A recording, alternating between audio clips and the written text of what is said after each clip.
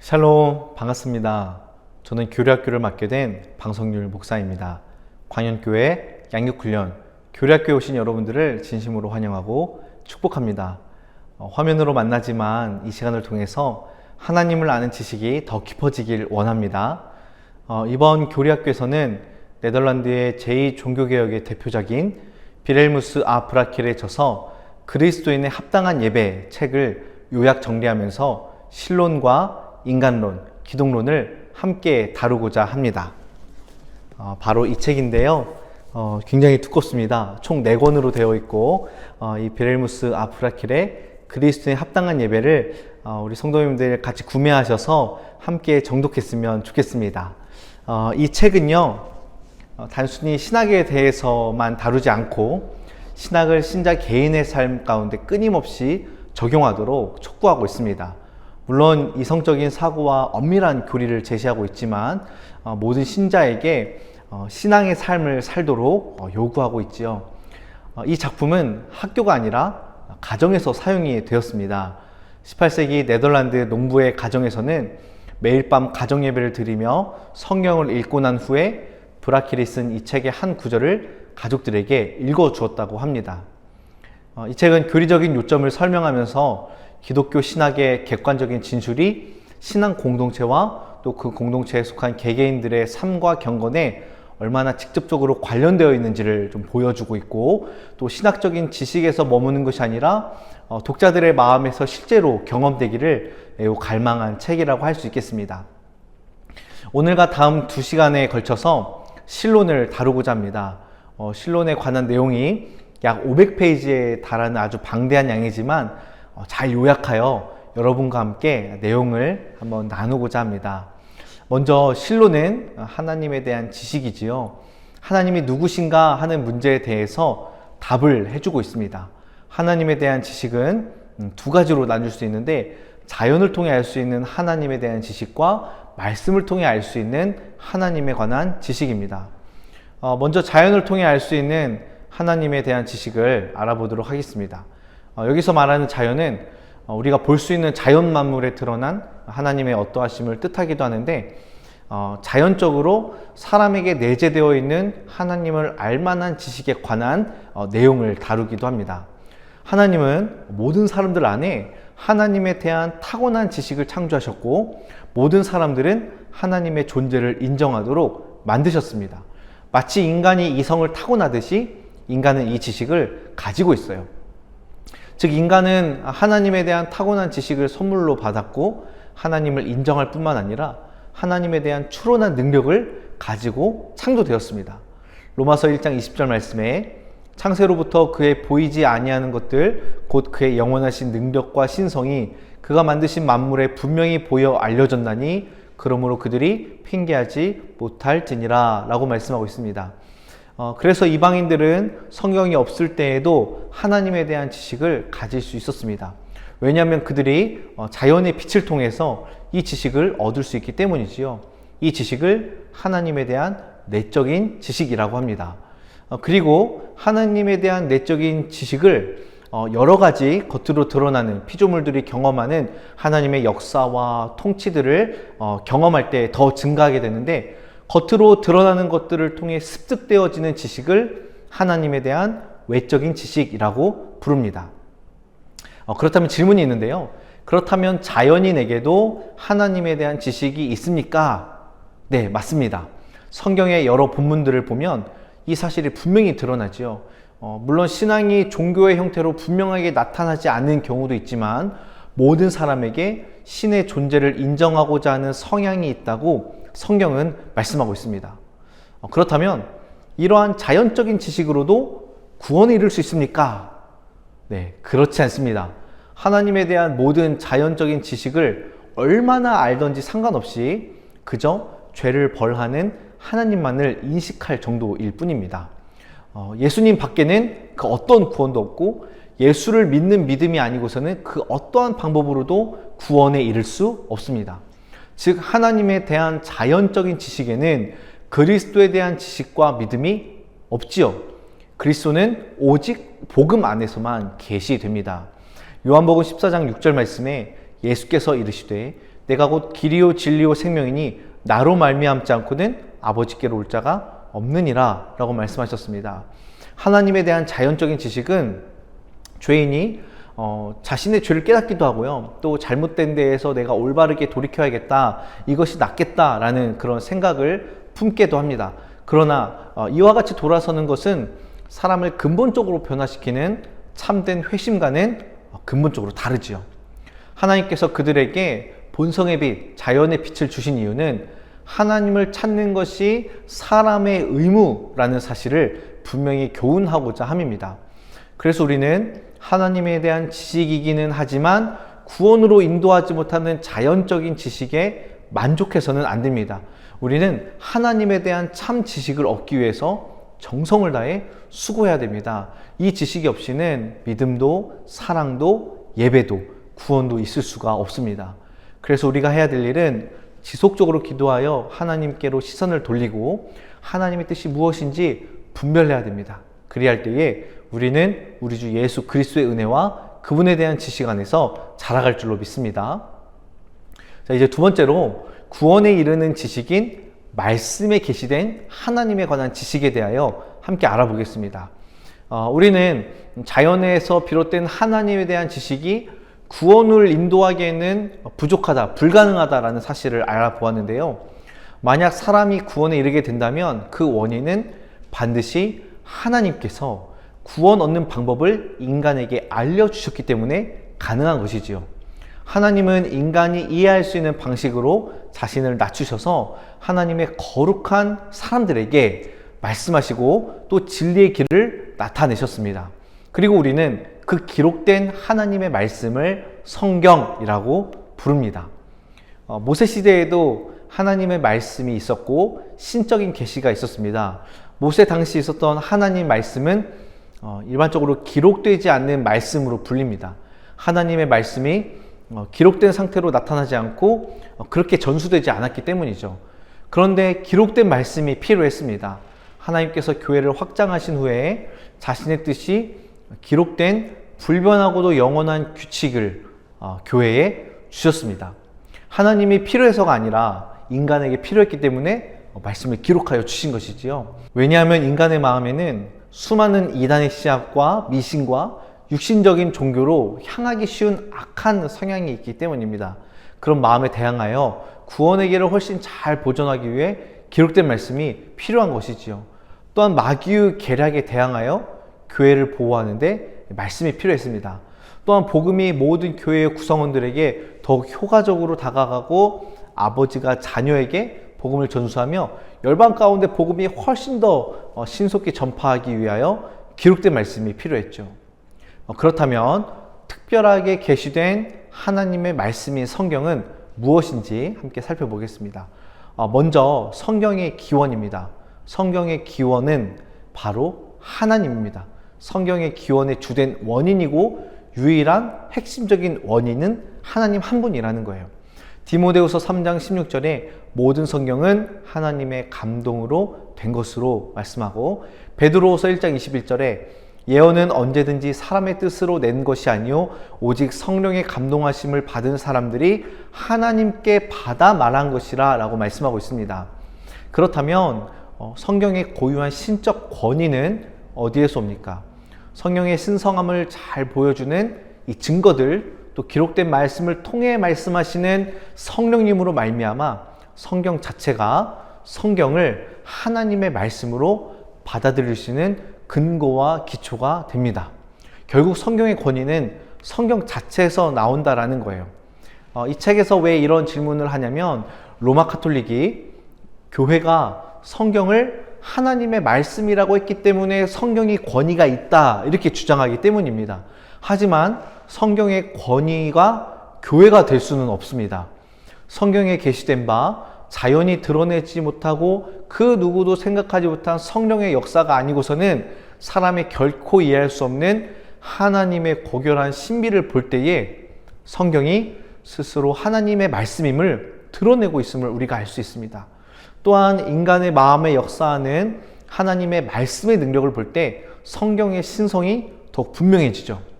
복음은 어디에 전파되든지 사람의 마음을 정복하여 성경에 굴복시키기 때문입니다. 또한 성경이 인간의 영혼에 비추는 놀라운 빛과 그 말씀이 이끌어내는 내적인 변화, 외적인 변화, 그리고 말씀으로 인해 우리에게 주어지는 충만한 달콤함과 위로, 표현할 수 없는 기쁨들을 볼 때에도 성경이 하나님의 말씀이 분명하구나라는 것을 우리는 알 수 있습니다. 마지막으로 성경에 나타난 수천 년 전에 선포되어 정확한 시기에 성취된 이런 예언들을 보면서 우리는 성경이 하나님 말씀임을 분명히 알 수가 있지요. 이처럼 말씀이 가진 신성의 광선이 사람을 비추고 이 내적인 빛을 통하여 그들이 신성을 확신하도록 만듭니다. 하나님의 영이 우리에게 믿음을 주실 뿐만 아니라 하나님의 말씀을 통해 말씀하시는 성령님이 이것이 진리이다라고 증언하고 있습니다. 그렇다면 하나님께서 말씀을 주시기 위해 간접적인 원인 혹은 수단으로 사용하신 것은 무엇일까요? 네, 바로 사람입니다. 성경의 직접적인 원인이 하나님이라면 간접적인 수단은 사람이에요. 하나님은 자신의 말씀을 주시는데 기쁘시게 사용하는 방식이 바로 성령의 감동하심을 받는 사람들입니다. 사람들에게 이러한 방식으로 계시를 하는데, 첫째는 말씀으로 직접 계시를 받았습니다. 둘째, 성령에 감동되어 계시를 받았습니다. 세 번째, 하나님께서 꿈에 나타나 말씀하시거나 환상 가운데 음성을 통해 받았습니다. 네 번째, 천사들을 통해 받게 되었습니다. 하나님의 계시가 어떤 방식으로 주어지던 간에 성령께서 그들에게 영감을 주시고 감동하시고 알려주시고 직간접적으로 모든 진리로 인도하심을 통해 성경을 기록했습니다. 그리고 그 말씀의 내용은 은혜 언약에 관련된 것이고 믿음과 행위에 관한 완전한 규칙을 포함하고 있습니다. 다음은 성경의 완전성입니다. 성경에 속한 한 권의 책이든 몇 권의 책 전체든 믿음과 행위에 관한 완전한 규칙이 포함되어 있습니다.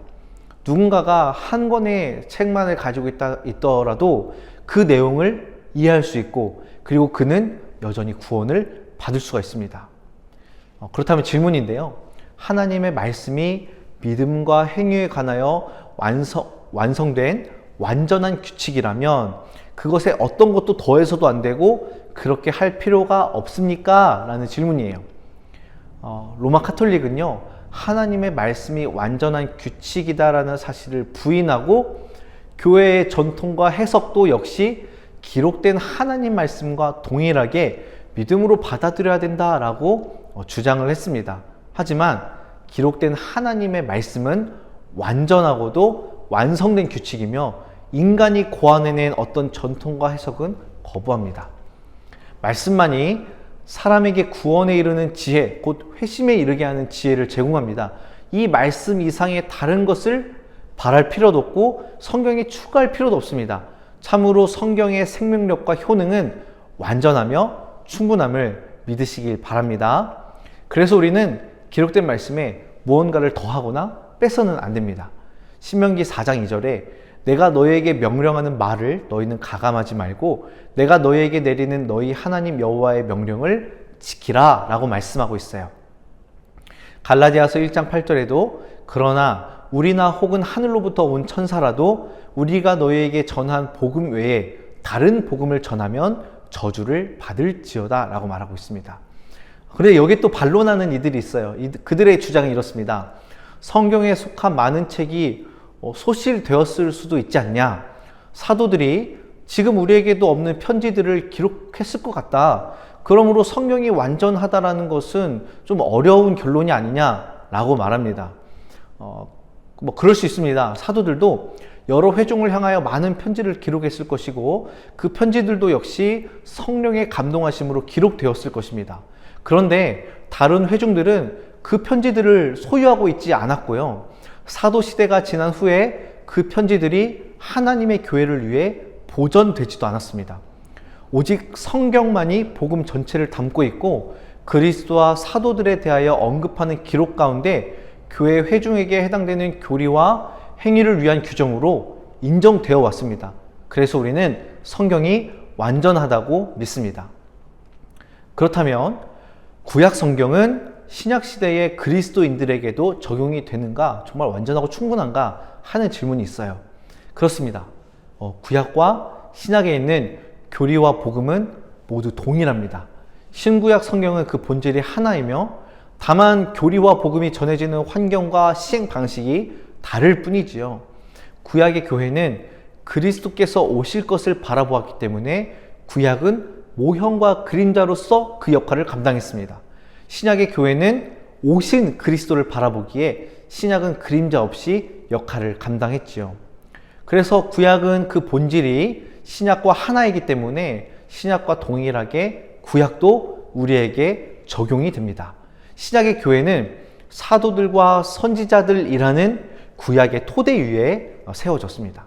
에베소서 2장 20절, 너희는 사도들과 선지자들의 터 위에 세우심을 입은 자라. 그리스도 예수께서 친히 모퉁이 돌이 되셨느니라.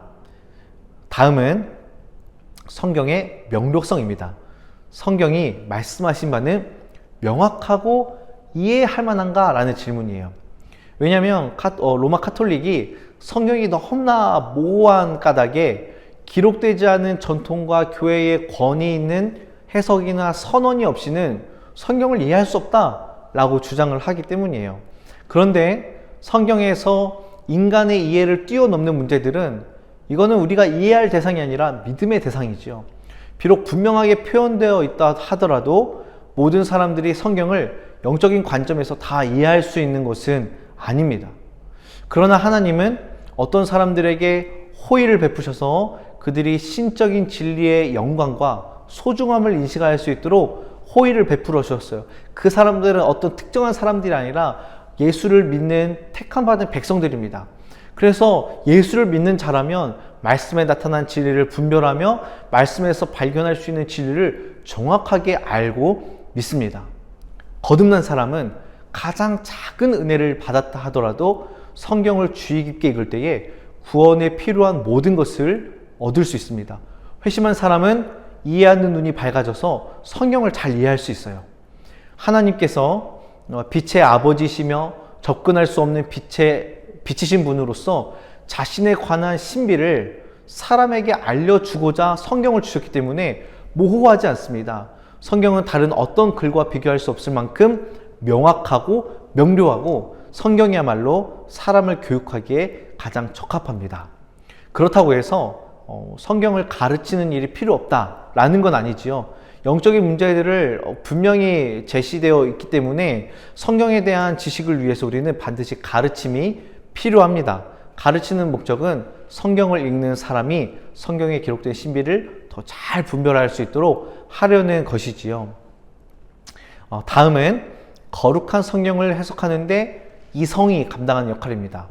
그렇다면 이성을 가지고 성경을 해석할 수 있는가 하는 질문이에요. 소시니안 주의자들이라고 하는 이단들은 성경 전체를 이성의 빛으로 살펴봐야 하고 이성과 배치되는 그 어떤 것도 진리로 받아들여서는 안 된다라고 주장을 합니다.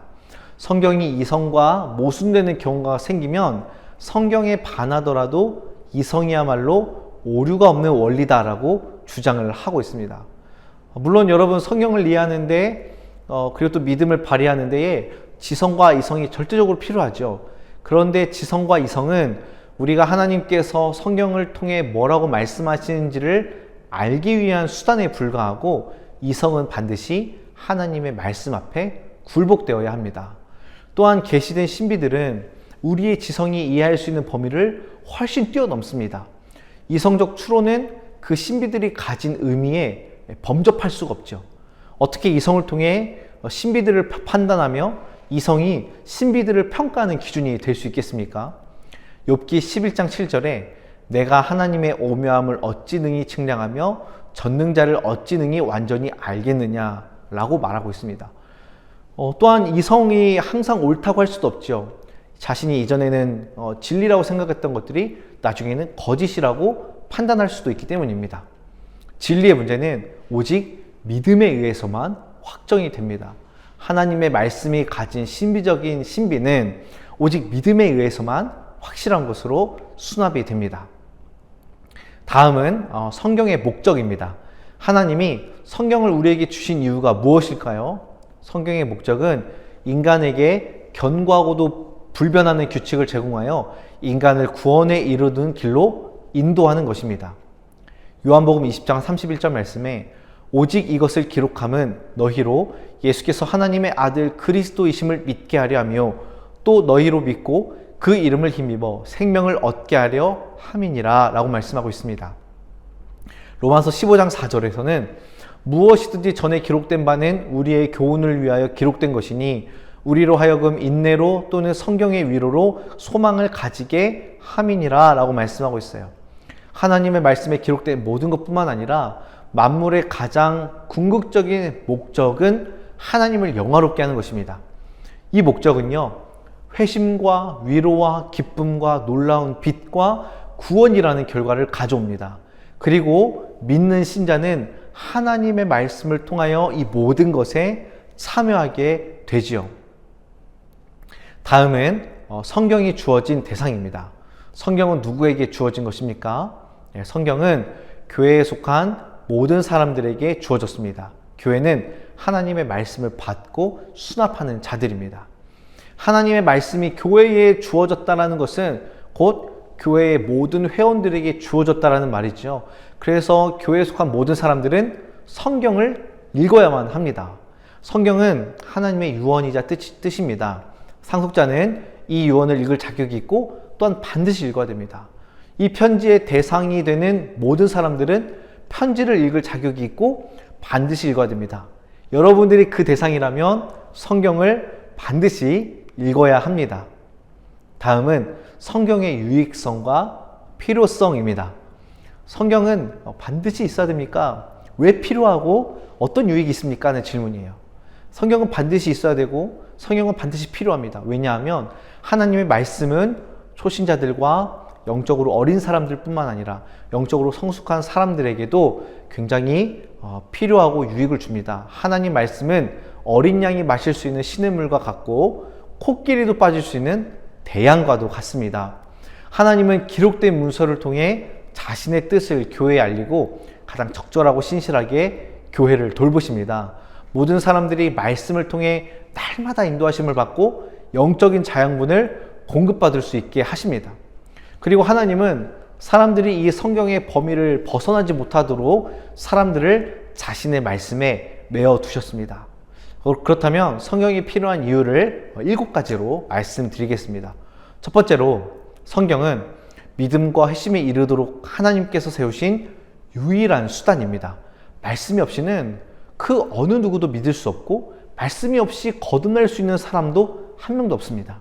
두 번째, 하나님의 말씀은 회심한 자의 영적인 생명을 살찌우는 양식이기 때문입니다. 세 번째, 하나님의 말씀은 우리의 마음과 생각과 말과 행동을 다스리는 유일한 규칙이 됩니다. 사람들이 자신의 마음과 생각에 하나님의 말씀을 두기를 게을리하고 싫어한다면 심각한 영적 침체뿐만 아니라 죄악된 삶을 살 수도 있습니다. 네 번째, 하나님의 말씀은 지속적인 위로를 제공합니다. 말씀을 읽거나 듣는 중에 또는 기도하고 묵상하는 중에 하나님의 말씀에서 비롯되는 위로가 찾아옵니다. 다섯 번째, 말씀은 성화를 위한 특별한 수단입니다. 하나님의 말씀은 영혼이 하나님의 음성을 듣고 순종하는 성향을 가질 수 있도록 지속적으로 권면하는 방식으로 성화를 이룹니다. 여섯 번째, 하나님의 말씀은 우리가 마귀와 이단과 우리의 육신에 대항하여 싸울 때 언제나 사용해야 하는 영적인 검입니다.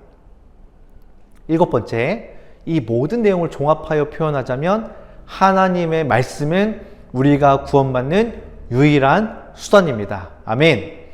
그러므로 누구나 구원을 갈망한다면 하나님의 말씀을 필수적이고도 유익한 것으로 여기고 이 말씀을 소망해야 합니다.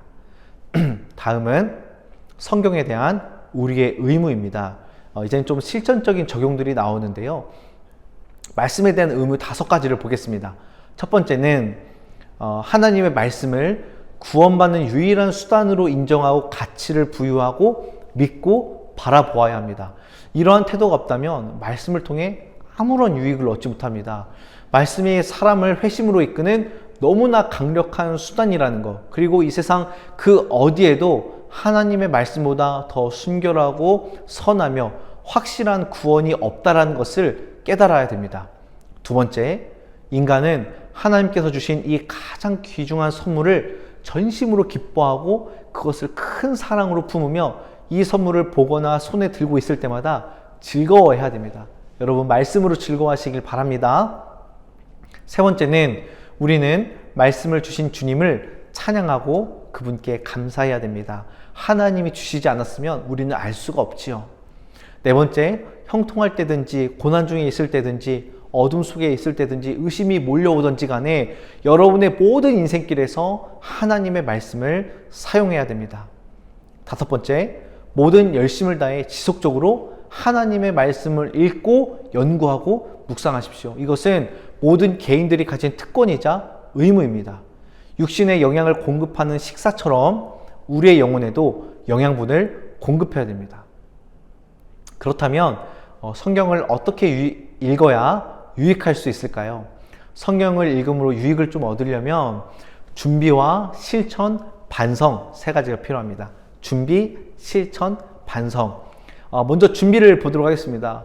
여러분, 정신을 집중하여 하나님 앞에 나아가야 됩니다. 하나님에 대한 경외심과 영적인 틀을 형성하기 위해서 우린 먼저 힘써야 돼요. 또한 말씀의 저자이신 하나님께 성령을 달라고 호소하며 우리의 마음을 그분께로 향해야 됩니다. 그래서 진리를 인식하게 되고 그것을 마음에 적용할 수 있어야 합니다. 또한 믿음이 활동하도록 순종하는 데에 마음을 깊이 기울이고 위로를 받아들이며 주님께서 선포하고 약속하며 명령하실 모든 것에 동의할 준비를 갖춰야 합니다. 자, 이제 두 번째로 실천입니다. 하나님 말씀을 읽어야죠. 실제로 읽어야 합니다. 성경을 읽을 때에요, 성경 읽기 자체, 내가 어디까지 읽어야겠다 이런 목적보다는 잠잠하고 반드시 주의 깊게 읽어야 합니다. 성경을 부지런히 꼼꼼히 읽으려면 주어진 본문의 앞뒤에 문맥이 무엇을 말하는지, 또 그 본문이 말하는 방식과 본문의 목적을 눈여겨보아야 합니다. 믿는 사람들은 즉각적으로 본문에 담긴 영적인 내용들이 어떠한지 그 본질을 명확하게 알 수 있습니다. 그리고 그 내용을 묵상하면 묵상할수록 더 많이 깨닫게 되는 것이죠. 본문의 의미를 파악하기 위해 열심히 연구하지 않아도 성경을 읽을 수 있습니다. 순종하는 마음으로 성경을 읽으면서 자신의 마음에 역사하시는 성령께 모든 것을 맡기면 깨닫는 은혜를 주셔요. 즉각 이해할 수 없는 구절을 만난다면 여러분 잠시 제쳐두고 계속해서 성경을 읽어 나가면 됩니다. 그리고 내 마음에 특별한 영향을 주는 구절을 만나게 되면 성경이 자신의 마음에 영향을 끼칠 수 있도록 잠시 멈추고 기도하고 감사하는 시간을 가지시면 되겠습니다. 이렇게 실천을 하면 마지막 세 번째로 반성이죠. 성경 읽고 반성을 합니다. 이 반성은 뒤돌아보고 적용하는 부분이에요. 첫 번째로 하나님께서 이 말씀이 우리 마음에 적용하게 하셨다라는 사실을 기뻐하며 감사하면 됩니다. 또한 내가 읽은 바를 묵상하고 묵상한 내용에 초점 맞추기를 간구하십시오. 그리고 나서 내가 읽은 내용을 다른 사람들과 나누고 토론할 때 더 풍성하게 되고요. 특별히 여러분이 읽은 내용을 실천하기 위해 힘을 써야 합니다. 우리가 성경을 이처럼 사용을 하면 우리의 지식과 경건은 아주 놀랍게 진보할 것입니다. 그리스도 예수 안에서 영적인 어린아이들이 금방 영적인 젊은이가 될 것이고 영적인 젊은이들은 곧 성인이 될 줄로 믿습니다. 지금까지 계시되고 드러낸 하나님에 대하여 알아보았고요. 이제는 하나님의 본질, 하나님 자신에 대해 함께 나누겠습니다. 먼저 우리는 하나님을 알고자 할 때 두렵고 떨리는 마음으로 해야 합니다. 그래야만 하나님에 대한 부적절한 생각을 품지 않고 하나님에 대한 올바른 생각을 품고 바르게 행동할 수 있습니다. 먼저 하나님의 이름에 대해 살펴보겠습니다.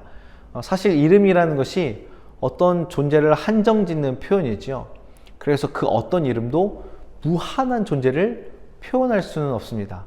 그런데 하나님은 스스로 불리기를 원하시는 이름을 지으셨습니다.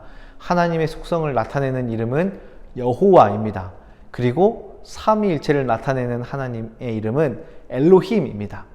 유대인들은 하나님에 대한 경외심으로 여호와라는 이름을 직접 발음하지 않고 주님이라는 뜻을 가진 아도나이라는 이름으로 사용을 하였습니다. 이 단어는 주로 하나님의 존재와 본질을 가리킵니다.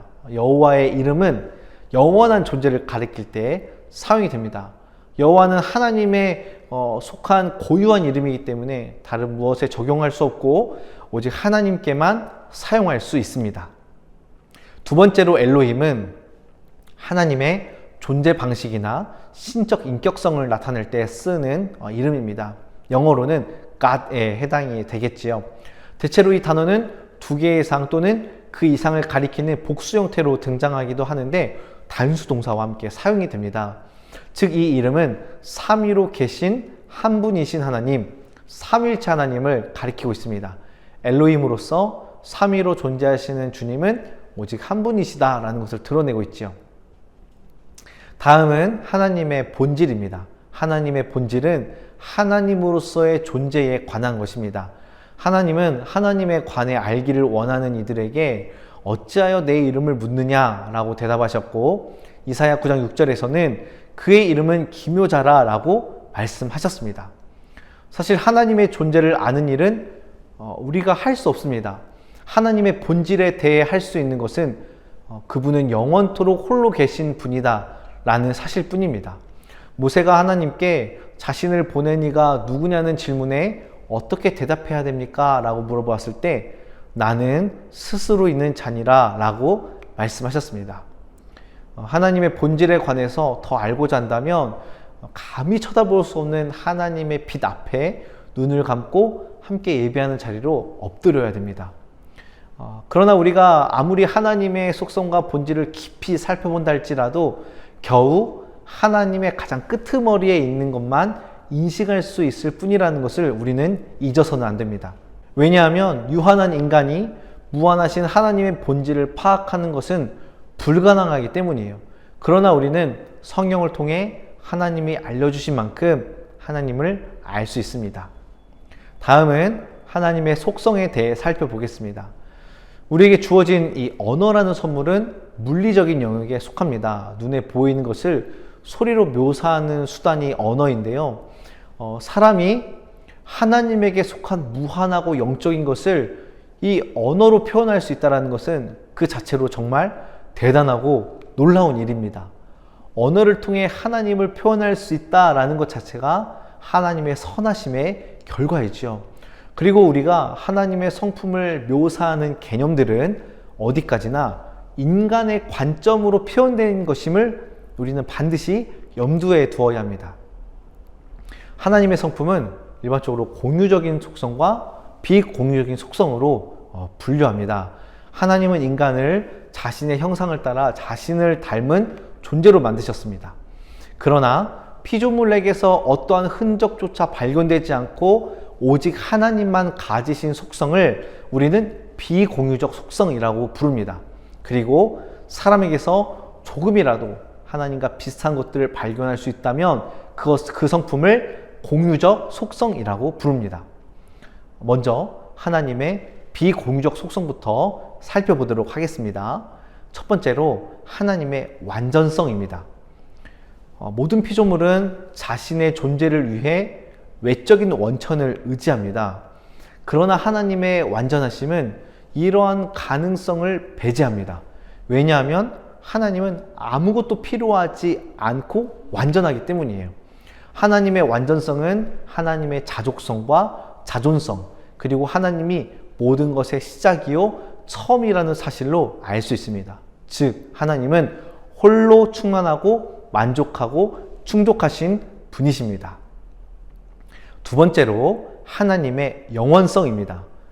미약한 우리 인간들에게는요 어제도 있고 시작도 있습니다. 그래서 우리는 사실 영원이라는 개념을 다 이해할 수가 없어요. 그렇기 때문에 하나님에 대하여 생각할 때 시간과 관계되고 시간과 유사하다고 생각하는 것들, 우리가 영원하다고 여기는 모든 것들을 일단 완전히 배제해야 됩니다. 우리가 하나님의 영원성에 대하여 말할 수 있는 유일한 방법은 이 영원성이 시작도 없고 계속됨도 없고 끝도 없다라는 거예요. 하나님의 존재는 영원이며 영원이 바로 하나님의 존재입니다.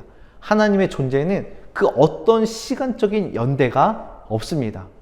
우리가 하나님을 시작과 마지막이라고 말하지만 하나님은 사실 동시에 존재하시고 시간이 개입되지 않으며 시간의 흐름과 비슷한 것도 없습니다. 하나님은 시간이 진행되는 동안에도 변함이 없으십니다. 하나님은 시간을 초월하시며 시간의 개념 밖에 계시는 분이십니다.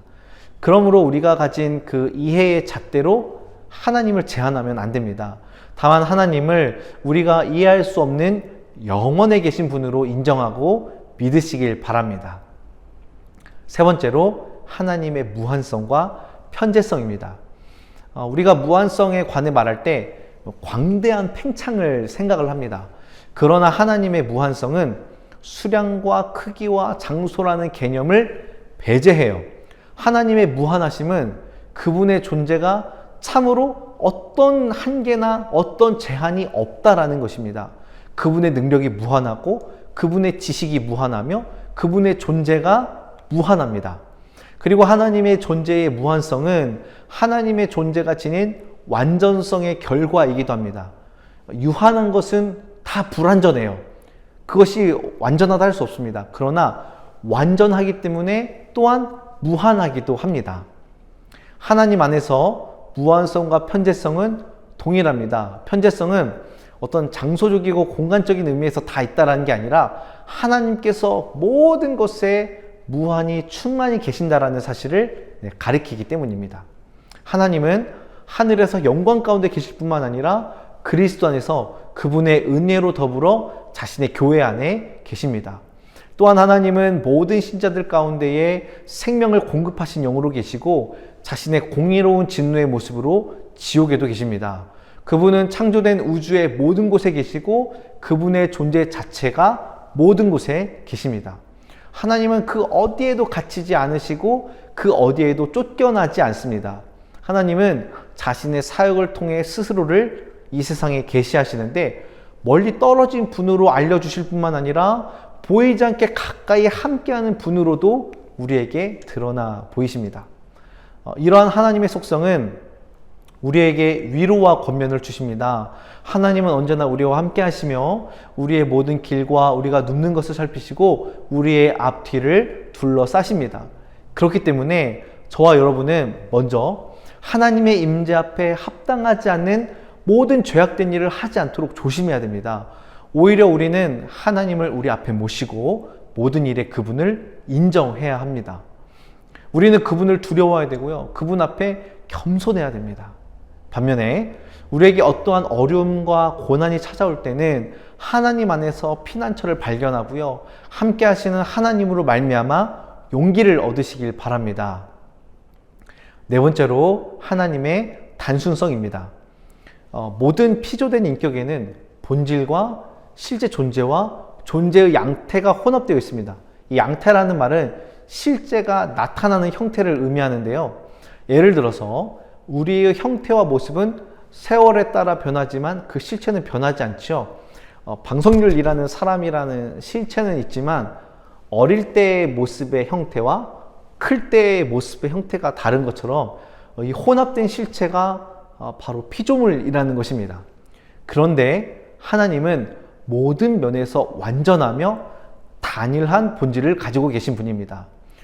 피조물은 존재의 가능성도 가지고 있기 때문에 존재하지 않지만 존재할 수도 있고 존재하지만 변화할 수도 있고 사라질 수도 있습니다. 그러나 하나님은 이러한 것에 다 해당되지 않습니다. 하나님의 존재는 그분의 실제적인 존재하심이에요. 가능성이 아닙니다. 그리고 그분의 실제적인 존재하심은 곧 그분의 존재를 말합니다. 하나님 안에서는 잠재력과 활동 자체가 하나예요. 곧 하나의 단일하고도 활동적인 힘을 가지고 계십니다. 다섯 번째로 하나님의 불변성입니다. 우리 하나님의 본질과 의지는 그 어떠한 의미에서도 결코 변하지 않습니다. 하나님께는 변화의 가능성조차도 어울리지 않아요. 여러분, 변화가 왜 일어납니까? 지혜가 부족하기 때문에 일어납니다. 그러나 하나님은 스스로 최고의 지혜요 홀로 지혜로운 분이시기 때문에 모든 것을 미리 알고 계시고 변화가 필요 없으신 분이십니다. 만일 하나님이 변하신다면 하나님 스스로를 개선하거나 더 지혜롭게 하실 수 있다라는 말이 되지요. 그런데 하나님은 그럴 수가 없거든요. 왜냐하면 하나님께서는 언제나 계실 뿐만 아니라 완전히 무한하신 분으로 계시기 때문에 하나님은 스스로 개선하실 이유가 없습니다. 그런데 간혹 우리가 성경을 보면 하나님이 후회하신다라는 표현이 등장합니다. 하나님이 후회하신다라고 말할 때에는 하나님 자신에게 어떠한 변화가 일어났다, 아니면 이전에 계획했던 게 후회된다, 이런 뜻이 아닙니다. 큰 그림으로 보았을 때 이 변화는 하나님의 변하지 않는 작정 안에 포함되어 있음을 알려주고 있는 거예요. 그렇다면 하나님의 불변성은 사람에게 어떠한 영향을 주게 됩니까? 먼저는 하나님이 불변하시기 때문에 불신자들은 두려워해야 됩니다. 만약 회개하지 않는다면 하나님의 변하지 않은 경고와 심판이 반드시 임할 것입니다. 하나님의 계획은 취소되거나 변하지 않기 때문이에요. 반대로 믿는 우리 모두는 주님의 불변성으로 말미암아 위로를 얻게 됩니다. 우리에게 하신 모든 구원의 약속은 분명히 성취될 것입니다. 변하지 않을 거예요. 그 약속들 중 하나라도 땅에 떨어지지 않으며 취소되지 않기 때문에 우리는 하나님만 믿고 믿음의 행진을 할 수 있습니다. 할렐루야! 네, 오늘 교리학교 1강 실론의 첫 번째 시간 하나님에 대한 지식에서 하나님의 비공유적 속성까지 알아보았습니다. 다음 시간에는 하나님의 공유적인 속성부터 시작해서 실론을 마무리 짓도록 하겠습니다. 여러분, 하나님을 아는 지식이 곧 영생입니다. 우리는 부지런히 알아야 되고 더 깊이 알아야 됩니다. 광연교회 모든 성도님들이 하나님을 깊이 알고 그 지식에서 나오는 생명과 기쁨과 소망을 마음껏 누리시길 주님의 이름으로 축복합니다. 네, 감사합니다. 수고하셨습니다.